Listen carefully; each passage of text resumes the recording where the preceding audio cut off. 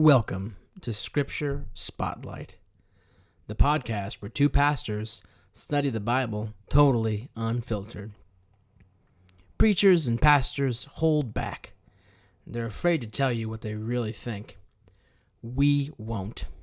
So sit back, have a cup of coffee, and join us as we shine a spotlight on Scripture. The views expressed in this podcast do not necessarily reflect the official views of our denominations, congregations, or the Lord Jesus Christ. Well, good afternoon, Jeremiah. Good to see you, Philip. Glad to come back together and get into James chapter 3. Just for our listeners who may not have tuned in, why don't you kind of sum up a couple major points that we've covered from 1 and 2 to get to this place where we're at now? We have seen... Well, first, in the first episode, we give you a lot more information about James and authorship of this text and all that kind of stuff. James, the brother of Jesus, right? We're going to get that out there. So we talked about that, and we also see that James, almost like a pastor frustrated with his congregation, is encouraging action. He says that faith without works is dead, that pure religion is caring for the poor, the needy, the orphans. Heavy emphasis on that. Against those who would haughtily sort of just look at the principles and think of themselves as great. He also has exhorted against partiality, saying we can't favor some people over and against other people. And also has pointed at the difficulty of following the law, insofar as if you treat a poor person badly, it's as if you violated the whole law.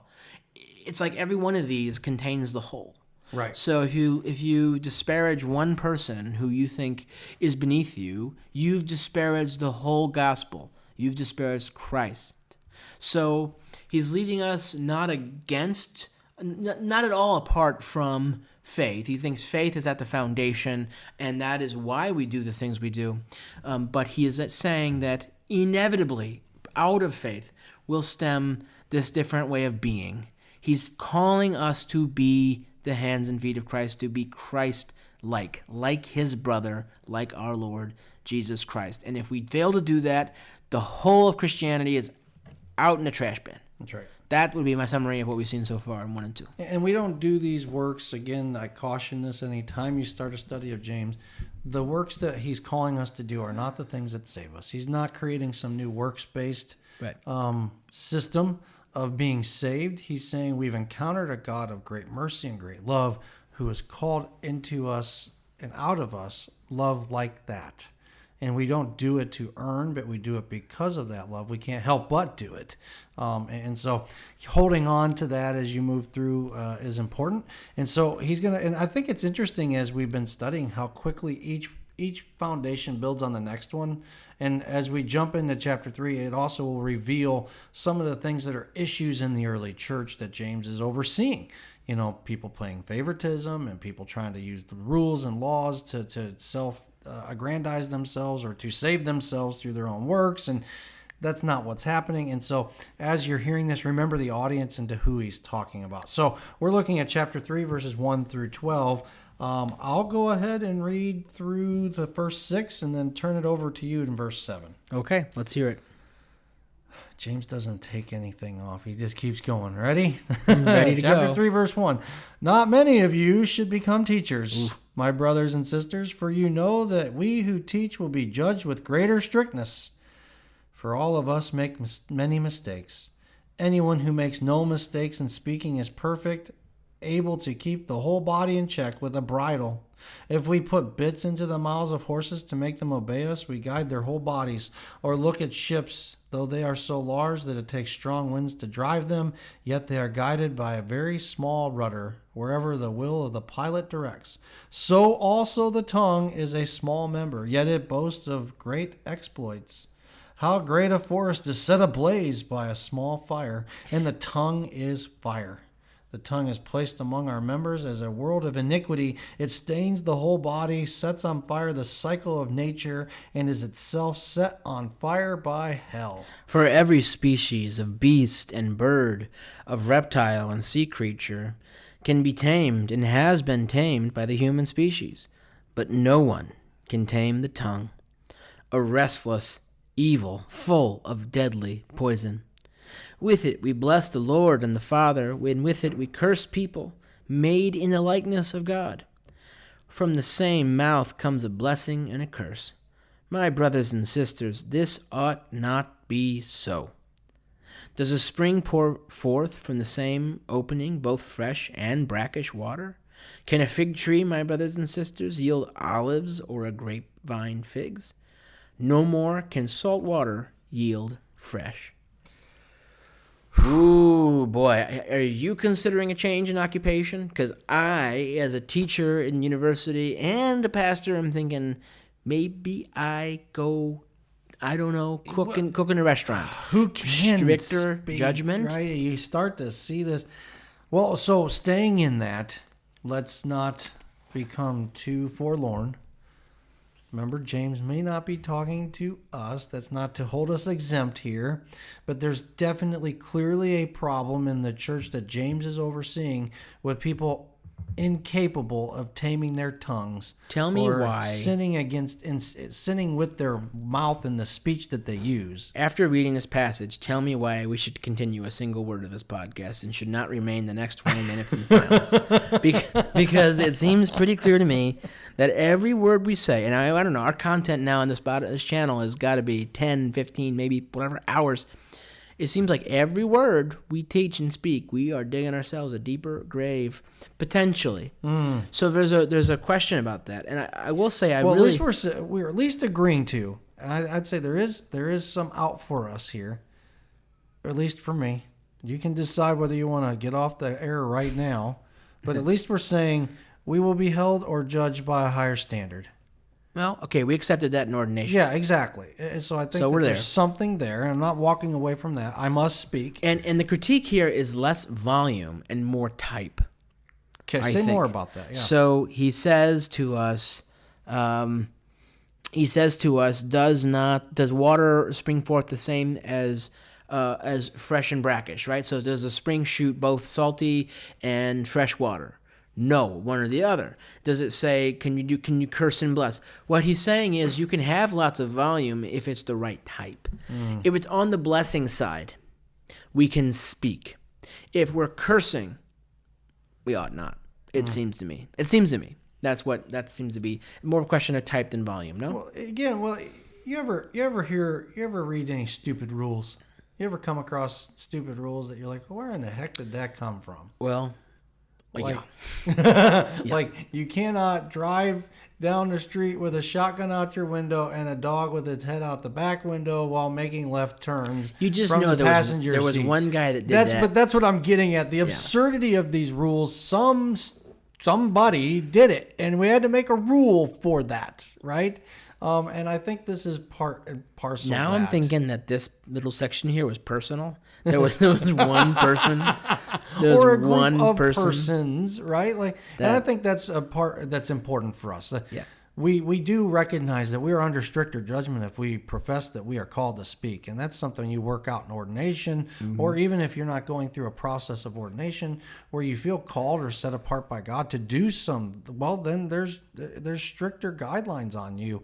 But I would say that to keep James at least in a context that we can hear him appropriately in our time and place, this is a problem in the early church. He's probably got a lot of people who think that they're actually supposed to be leading and teaching. He's probably got a lot of people with all this cursing talk, saying they love God out of one side of their mouth and then cursing their neighbor out the other side of their mouth. Right. And there's a lot of what you would call speech-related sinfulness.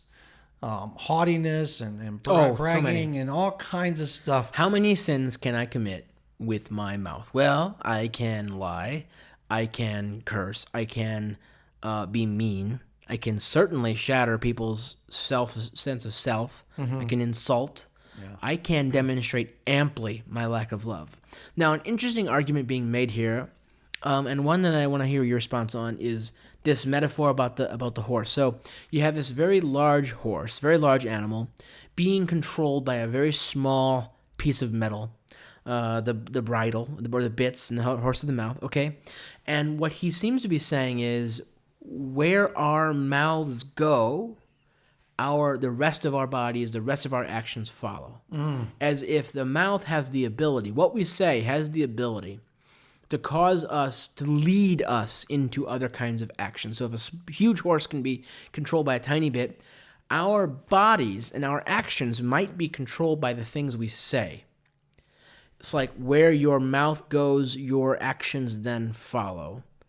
What do you think about that? It's kind of an interesting argument to say, hey, there's a great danger in shooting your mouth off because soon you might be doing those things you're saying. Absolutely. I think it's an apt comparison.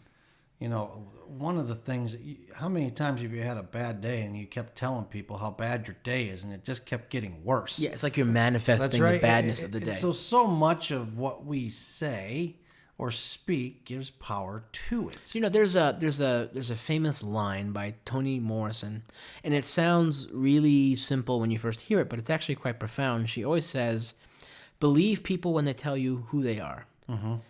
And when they announce to you, almost even if it's in jest, they walk up and they announce to you and say, oh, I'm such a jerk. Toni Morrison's challenge is to take that very seriously and say, okay, they just told you who they are. Their actions are going to follow that. So even if they jokingly, like even happen on a first date, oh, I'm such a mess. They say playfully. They didn't mean it playfully.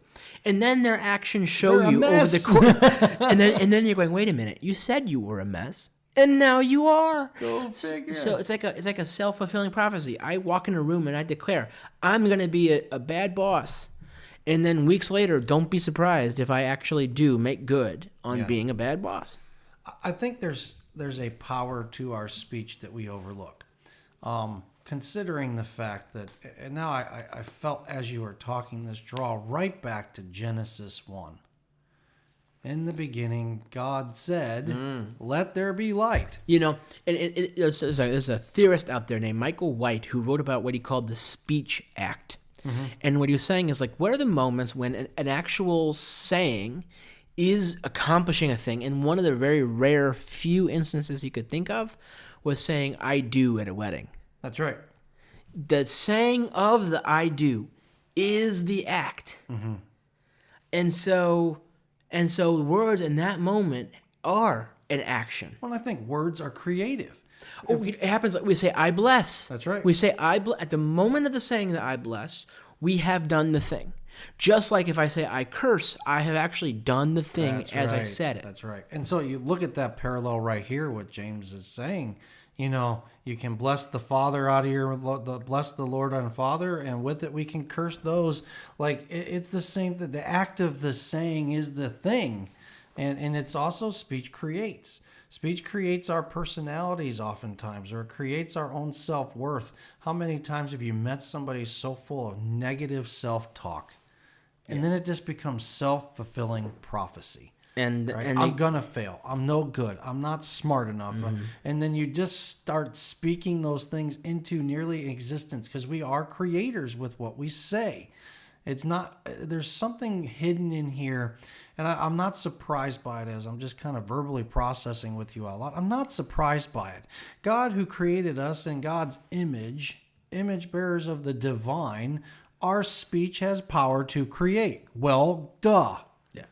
I don't know that I'd ever really thought of it in as simplistic of terms as I'm thinking of it right now as we're speaking. God said and spoke everything into existence. At least that's what the Bible reports for us as far as an idea, conceptually. Mm-hmm. And we do speak our existence into manifest being to some degree. And I don't know that you actually have to physically say it for it to be thoughts are also you're right. creative. You're right. I think you can think a thing, and it's in the same neighborhood as speaking a thing. That's right. And it's interesting. He's saying, he is telling us explicitly, the tongue is placed among our members as a world of iniquity. It stains the whole body. So my speech, if it's ugly, if it's nasty, it actually renders less beautiful, less pure my soul. It has an impact on the rest of me, the whole me. Yeah, and what else is there? I mean, we've talked frequently about James. Well, he even alludes to it in chapter 1. the law, which is love your neighbor as yourself, right? Love God. He's referencing right back to his brother Jesus. So what's the most important of the law? Well, to love the Lord your God with all your heart, with all your soul, with all your mind. And the second, Jesus can never leave well enough alone to just answer the question, right? Never. And the second is like unto it, to love your neighbor as yourself. And upon this hangs the whole law, the prophets. Like, there's something buried within here that is saying, well, I don't think there's any other part of being human where we can actually, with that part of humanity, actually trash all three of those things. We can trash ourselves, we can trash our neighbors, or we can curse God. And that's with our mouths, with our thoughts, right? That there's this connection between our speech, our tongue, our thinking about what we will say that is directly connected to God, neighbor, and self. Yeah. Because what else do you communicate for? No, you're right. It encapsulates all those categories. Only thing I would say is, like, out of those three entities, the only one you can't really harm is God. The others you can really harm. You can harm. Right. You can really. Well, in the act of harming, or at least trying to harm God, I curse you. Yeah, you're hurting yourself. Right. I was going to say, best, you're crashing against. You're a wave crashing against the boulder there. It doesn't work to actually. You don't actually succeed at harming God. Actually, you're just harming you. Right.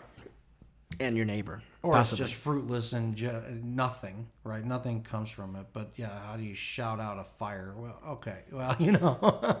It does cause me to really think more carefully about what I say. Although, again, I come back to saying the same question I asked about Paul, is James anti-fun? Because there are things I say in jest to my father, to my friends, that are far from pure, but they are fun.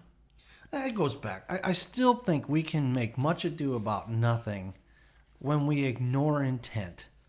Agreed. Right. Yes. And that's the key here. I mean, we can get, and I think we enter into that whole back to the law or Mosaic law kind of thinking. Rigidness. Well, all right. Well, if our tongue needs to be tamed, then we ought not say this. And now all of a sudden we're condemning or judging others in the speech that they use. And my gosh. And we're also censoring ourselves so heavily that there's almost no personality left. There's no humor left. I mean, could James go to a comedy show? I can't go to a single comedy show where people aren't being offended. That's what comedy is. So I don't think it's this kind of false, frozen, chosen performance of perfect holiness. I think it's about the words, what we're saying and why we're saying it. Intent just really matters. Yeah, intent matters, and the effect that it has on a person. So, like, you can say something and unintentionally offend them, and say something really hurt them, and then hopefully you will feel compelled to apologize compelled to make amends, and that will wound you to know that you wounded them. So I think that's possible. But it also means it does call us to accountability for our speech and how it could hurt somebody. We can't just be flippant with our language choices. And I think there's a definite modern equivalent now. We exist in a time now where speech is under more focus and attention. Yeah, we're more aware of the possible ever. danger. And so where, I grew up through the 80s, and I won't say some of the things that we just said every day that now today's modern audience would hear it and just like rip their hair out and like stick their fingers in their ear and go, la, la, la, la, la, I can't hear you. And this, I never meant anything by that. It was just language communicating a thing. And we've become so sensitized to language that I think we've gone too far. Now, that doesn't mean on any level that I'm not recognizing somebody's capacity to claim language or identity or to ask to be called something. Don't extrapolate into this that people are overly sensitive snowflakes. That's not what I'm saying, and I can kind of hear people immediately jumping into that. What I am saying, though, is I think it takes a responsibility from both sides when it comes to language to be graceful and forgiving, to recognize that, trying to control or compel speech it's understandable because of how much danger or the tongue does cause potentially, but also to recognize that we don't have to be so serious about things. Right. Some point of communication isn't meant to hurt. Just because you're offended doesn't mean that you should be. It also depends on the level of vulnerability of the person you're speaking to, of course. That's true. So the status from the who's saying it, there's all kinds of contextual layers. Is it your mom saying a thing? Because that can be devastating if it's your mother, or, what position now. The pastor critiquing me is even more devastating, but it's different if it's a little brother. Like, there's all these complexities. And what I see as a big point here, I mean, first off, for teachers to be careful because you're recognizing your special position. You ought not shoot your mouth off and say nonsense or at least wrong things to your congregation, which makes us think twice whenever we preach. But it seems very clear it's about being on the side of blessing and not on the side of curse. Right. I mean, he's given us a really clear dichotomy there. It's like, okay, blessing, curse. I want to be on the blessing as much as possible, even if I'm being playful, even whatever. And when it becomes a curse is when somebody is starting to be harmed by it. And forgiveness is still part of this equation, right? I can go to somebody, say a thing that's normal to me. They say to me back, all right, Pastor Philip, Reverend Bow, that really hurt my feelings. I was really hurt by that. Now am at a different juncture. I could argue with them and say, no. Right. That's not what I meant. No. Let me tell you what I mean. Let me tell you what I really meant. Yeah. You shouldn't have been offended. You're misunderstanding me. Stop being such a special snowflake. You're too sensitive. Grow up. That's all not hearing the person. A much better response, I think one James would favor would be, wow, I didn't know I hurt you. Mm-hmm. Did not want to hurt you. Now, how do I rectify this in the future? It's individual basis. If you insist on continuing to call somebody a word that they're not happy being called, and they've told you that, now I think you're on the side of curse because you're just being a jerk. Did you just advocate being quick to listen, slow to speak, and slow to anger in your speech? I did. I think I did. I think there might be something in James's letter earlier that talked about that. And so building upon one thing, when somebody comes to you and takes a risk in communication, listen. Yeah. Don't be so quick to defend yourself, which is a form of anger. Listen first. Yeah. Oh, wow. What is this person saying to me? Mm-hmm. They're communicating a hurt. I didn't mean I didn't intend, whatever. Okay, they're hurt. Fact. Now how do I respond? A loving way that is a blessing unto them. That's right. And so I don't think we got to get fixated on what words, what words are good, what words are bad. It changes throughout time, as we all know. Yeah. It changes on the person you're with. What constitutes a right thing to say or a wrong thing to say. We got to discern. We got to give each other grace, as you're saying. We got to give each other grace when this happens. But if you continue to persist in it, there are people who are just saying things to be provocative and mean on purpose. Right. And then we are called friends of God earlier in this. At the end of chapter 2, carrying into this, he refers to Abraham as a friend of God, and yet we are those kind of, looped into that or woven into this tapestry that is being children of Abraham, into that covenant. And what do people who are Christ way followers, what do disciples do? What do friends of God do with their speech? Do we uplift or do we tear down? Yeah. And I think that's the key to this. Do we bless or we curse? And so what is it? If it does guide the whole person, if it's like that rudder on a ship or the bridle in a horse's mouth that can guide the whole thing, then how do we use this gift of speech? And I would say that James is probably talking to a group of people who are not using it well. It wasn't uncommon for people to curse somebody. I curse you with the itching of 1,000 fleas, right? Like, because you upset me. And that was actually, I think it was that or a 10,000 fleas. It's some ancient curse that I read that was just hilarious. Like, may you experience the itchiness of 10,000 fleas. Like, what? Why would you say that to somebody? It's messed up, right? Or may you experience a wedgie every day of your life. Like these curses just because you're annoyed with people. And now maybe we might do something more different in our modern. Somebody cuts you off, you're yelling at them, beeping your horn, flipping them off. Or I know that's not just, but that we're chasing people that like we're angry and we're cursing and we're using all this energy to just be mad and angry and to express that for what? For what purpose? Because somebody cut you off? Well, you don't know what's going on, or because somebody upset you or somebody said something you didn't want to hear or behaved in a way. And I think James is dealing with a group of people who have become very sensitive about what's happening around them such that they're cursing other people because they're not measuring up to their standards. I also see James himself struggling here. And the reason why I'm saying that is because he says for every species of bird, beast and bird, or reptile of sea creature can be tamed and has been tamed by the human species, but no one can tame the tongue. No one. Does that include him? It would have to. Does he struggle to tame his tongue? What is it about speech that is so difficult to contain? Why? And I think I have kind of an answer. One is that it's so close to our thought. It's so close to our brain. It's so unmediated. It can be, people can shoot things out of their mouths with a fraction of time, with no thought. You just, the first thing that comes to your mind, you just shout it out. Your thought happens, boom. The brain to tongue pipeline is really short. Mm-hmm. And that's not always the case in other things we do. Let's say my goal was to build a ship. That takes time. To build that ship takes time, effort, coordination, money, resources. To speak, totally free, instantly available to us. I think, therefore, we tend to do it thoughtlessly. Yeah. I think that's what makes it untamed or perhaps untamable, and that's what James is concerned about.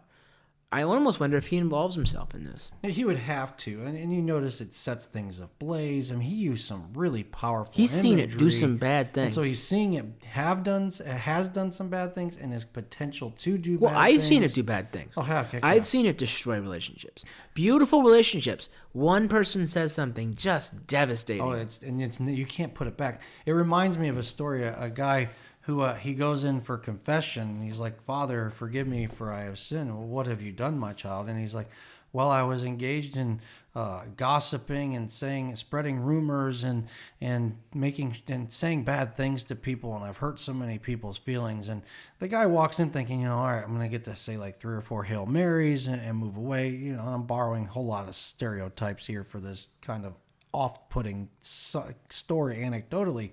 And the priest looks at him and he says, "You know what? For your penance, I want you to go home and I want you to get the feather pillow off your bed. And I want you to cut the feather pillow open and then take the feathers and throw them out the top of your window." So he goes home and he takes the priest at his word. He cuts open his feather pillow and he lets all the feathers out of his second-story window of his apartment. And he goes back to the priest the next day and says, "Hey, I did what you said. Well, if you want forgiveness, son, go find all the feathers." Oh, boy. Yeah, that what comes out of our mouth, it was so easy to put the feathers out of the pillow, right? But what goes out, that the damage that's done by the words we use is unmeasurable. No, I've Once seen it's it. said, you can't put it back.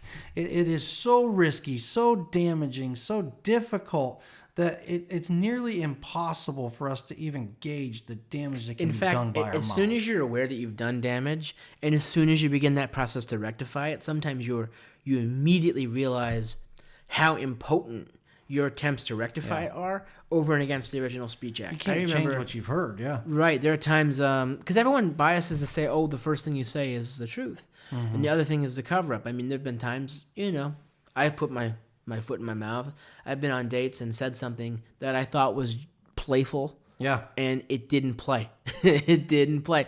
And the person, I'm looking at them and really offended. And I'm like, almost ready to pack up and go. Like, this is over. I messed this up. I'll take a moment of deep just vulnerability with our listeners and with you. And hopefully somebody who's hearing this can maybe benefit from this. I'm a verbal processor. I tend to have diarrhea of the mouth, especially when I'm pissed. Right, like, and there are safe places for me, right? Like I can talk to my wife. Well, if you have a therapist, you can do it. That's right. I can go and just kind of just run my mouth. I'm mad, and I'm also a parent of 4 children at home, and you know how often those kids do stupid things that just piss me off, right? Like, and they're not listening to this particular episode. Well, they probably will be, right? And here's what I mean by this, like. I know my kids are highly intelligent. They're amazing kids. And I know this in my heart. But here's the damaging nature of words. So many times I'd be so frustrated with them. I go to my room and just kind of gripe and complain and just whine and even bitch about how stupid my kids are. Because they did this thing, or how terrible they are. They don't give a crap about anybody but themselves. I'm venting here, right? Like, I want my listeners to know that I love them deeply. You know what? For years, I thought these were safe conversations. And for years later, I found out that most of those conversations, we had thinner walls in the house than I thought. And they were heard. They were heard. My kids would hear how stupid I thought they were, or how dumb I thought they were, how just selfish that they were being. And they would hear me say that to my wife about them. And then they would hear me come back out after I vented and worked it all out through my verbal processing and go, I love you. You guys are the greatest. I'm sorry. And at some level, they were hearing out of one side of my mouth this story.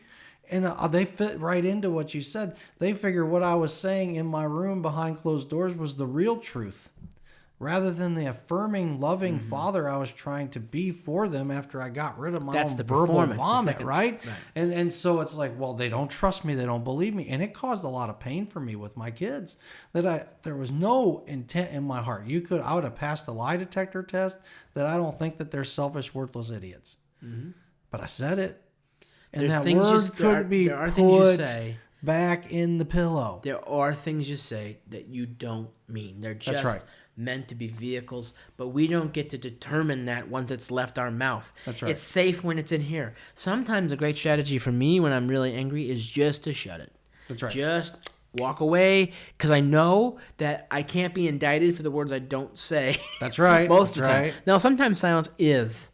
If someone asks you, do they look good in this dress? Slow to speak, slow to anger. I wasn't listening, James, when I said if someone asks you how they look in an outfit, by experience, I know this now. Yeah. I've learned this since. And you're silent when they ask. And then after a few moments, you're like, it looks great. Yeah. That doesn't count. You lost. That doesn't count. Over. So there can be damage in silence too. That's right. I would inform James if he doesn't know. Not speaking can be just as deadly. Well, and why I shared that anecdote with you and with our listeners is because of the damaging power of words. Yeah. And no, there's no way that I meant to hurt my kids. Now, also, once I was made aware, well, I'm much more cautious. I make sure I'm not in the house, or definitely not as loud as I had been venting. And I was very quick to listen when they were trying to tell me how I made them feel. Slow to anger because it hurt my feelings to have to hear this. And I was also slow to speak when they were trying to explain to me how they felt, because there's all kind of power dynamics with children and parents. And I was very quick to apologize. Like, I never meant any of those things. Not the way. And I can also understand how they can hear me say that and struggle to even believe it.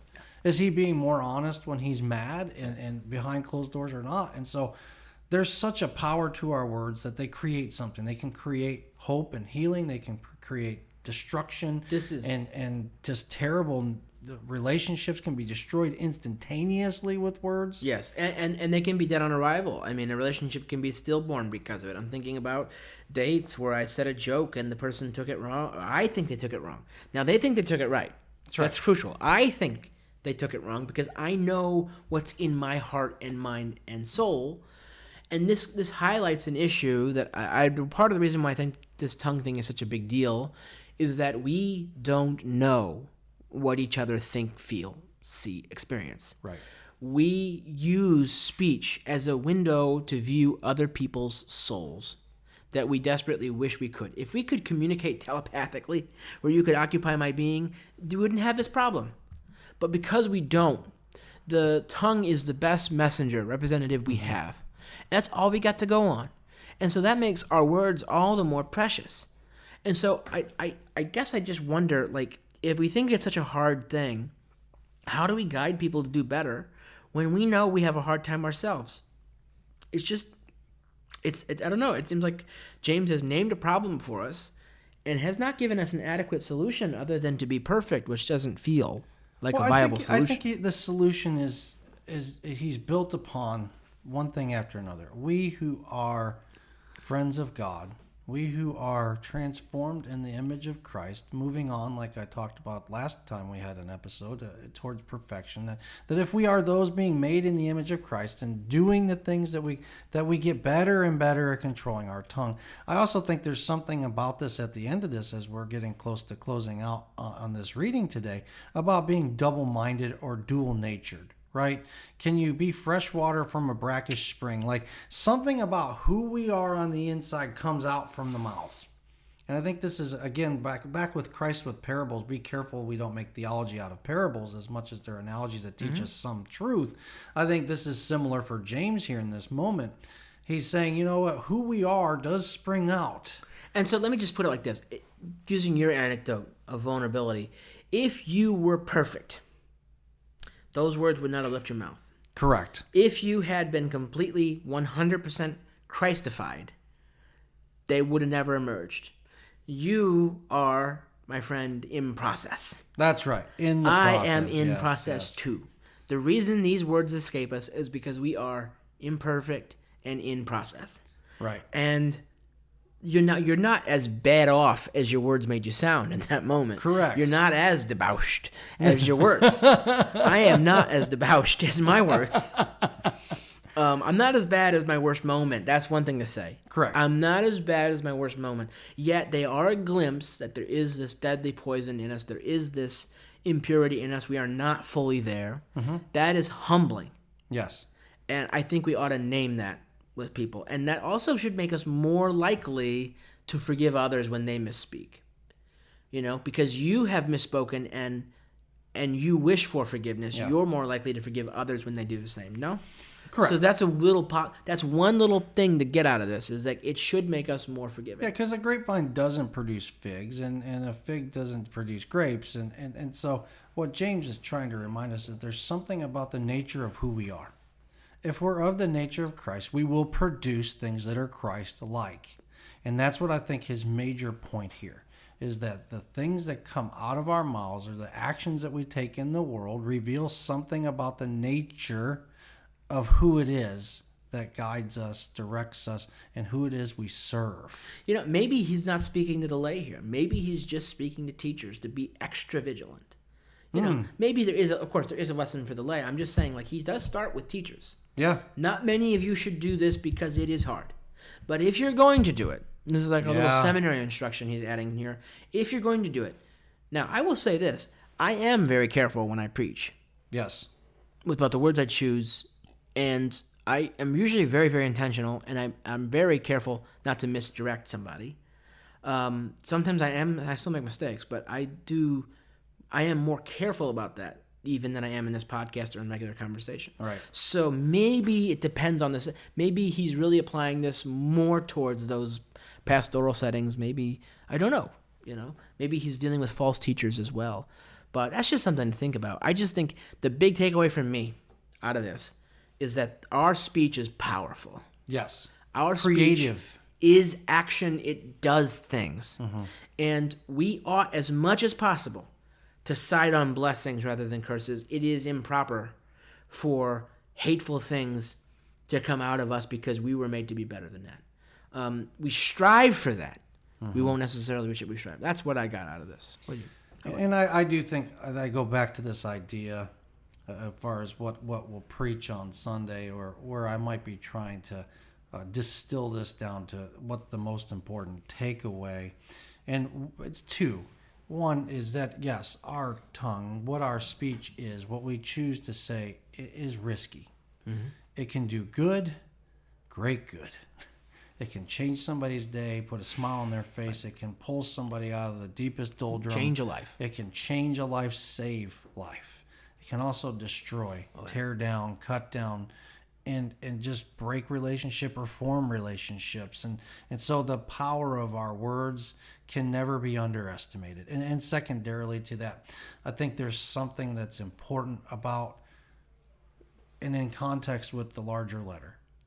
If we profess to know Christ, if that word has been planted or rooted within us, it ought to lead to a very change in our nature. That what we were before that is very different than what we are after this encounter. And no, that's not 100% of the time. We have seasons and ups and downs, hills and valleys, whatever we get, maybe even plateaus for a while. This isn't about perfection. We're in process, as you said, but that there's something about the nature of who we are that is shifted, has changed, and is changing. And it's going to exemplify and actually put into the world the action that represents and represents that change. And this is, I think, the most important distilled understanding we can get to James up to this point in chapter 3 about that we are in essence something new, and that newness is exhibited through our actions, our words, our deeds, our very lives, all of it. There's nothing left out. It's all encompassing. When people look at you, Philip, when they look at me, when they look at our listeners, they ought to see Christ.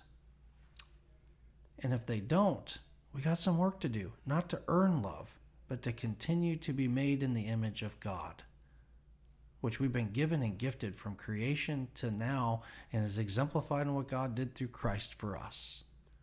New creatures, as Paul said. All I'd add to that is let's get to work. And that'll preach. Every Sunday.